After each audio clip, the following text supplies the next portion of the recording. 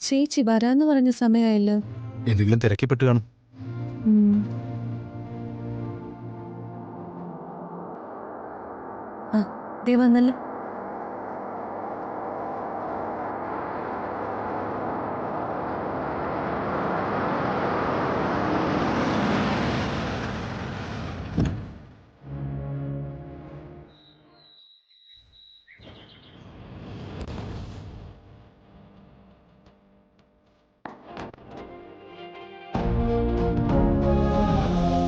നിങ്ങൾ വന്നിട്ട് കുറെ സമയമായോ? ഇല്ല, ഇപ്പൊ വന്നതേ ഉള്ളൂ. ചെറിയച്ഛൻ ചില കാര്യങ്ങളൊക്കെ പറഞ്ഞു. അത് നിങ്ങളോട് വന്ന് പറയണമല്ലോ. അതാ ഞാൻ കാണണമെന്ന് പറഞ്ഞത്. എവിടെ വെച്ച് സംസാരിച്ചാലും പരിചയക്കാരുണ്ടാവും. ഇങ്ങനെ കാണുമ്പോ അത്തരം ആളുകളെ ഒഴിവാക്കാമല്ലോ. കിരണിനെ ഞാൻ എപ്പോഴും എന്റെ സ്വന്തം അനിയനായിട്ടേ കണ്ടിട്ടുള്ളൂ. ഇപ്പോ നമ്മൾ തമ്മിൽ രക്തബന്ധം കൂടി ഉണ്ടെന്ന് അറിഞ്ഞതോടെ ആ സ്ഥാനം ഒന്നുകൂടി ഉറപ്പായി. ചെറിയച്ഛനെ കുറിച്ച് നിങ്ങൾ ആദ്യം അങ്ങനെ പറഞ്ഞു കേട്ടപ്പോ സത്യം പറഞ്ഞ എനിക്ക് വിശ്വസിക്കാൻ സാധിച്ചില്ല. പിന്നെ കാര്യങ്ങൾ വ്യക്തമായപ്പോ സത്യം ബോധ്യായി.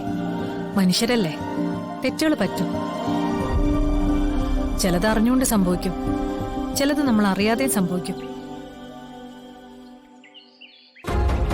ഇന്നും ഒരിക്കല് അറിയാതെ സംഭവിച്ചു പോയൊരു കാര്യം പെട്ടെന്നൊരു ദിവസം വലിയൊരു ചോദ്യചിഹ്നമായിട്ട് മുന്നിൽ വന്ന് നിൽക്കുമ്പോ ആരായാലും ഒന്ന് പകച്ചു പോകും. അതാണ് ചെറിയച്ഛന് നിങ്ങൾ പറഞ്ഞത് അത്ര വലിയൊരു ഷോക്കായി മാറിയത്.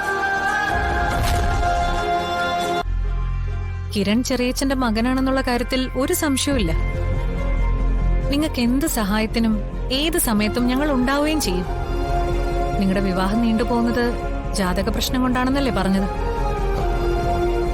അതല്ല, ഇനി മറ്റെന്തെങ്കിലും കാരണമുണ്ടെങ്കിൽ അതെന്താണെങ്കിലും പരിഹാരം കണ്ട് ഉടനെ തന്നെ നിങ്ങളുടെ കല്യാണം നടത്താൻ വേണ്ടിയിട്ടുള്ള എല്ലാ ഏർപ്പാടുകളും ഞാൻ ചെയ്തുതരാം. അതൊന്നും അല്ലല്ലോ ചേച്ചി ഇപ്പൊ ഇവിടുത്തെ പ്രശ്നം. ഇത്രയും നാളും കിരൺ അച്ഛൻ ആരാണെന്ന് അറിയാത്ത ആരും ഇല്ലാത്തൊരാളായാ ജീവിച്ചത്. ഇന്ന് സ്വന്തം അച്ഛൻ ആരാണെന്ന് കിരൺ തിരിച്ചറിഞ്ഞില്ലേ? ഇനി അത് എല്ലാരും അറിയുന്ന രീതിയിൽ ഒരു അംഗീകാരം, അതാണ് കിരണിന് വേണ്ടത്. അതെ, അതാണ് ഞാൻ പറഞ്ഞു വരുന്നത്. ഇപ്പോഴത്തെ ഒരവസ്ഥയില് ചെറിയച്ഛന് എല്ലാവരുടെയും മുമ്പിൽ കിരണിനെ മകനായി അംഗീകരിക്കാൻ ബുദ്ധിമുട്ടുണ്ട്.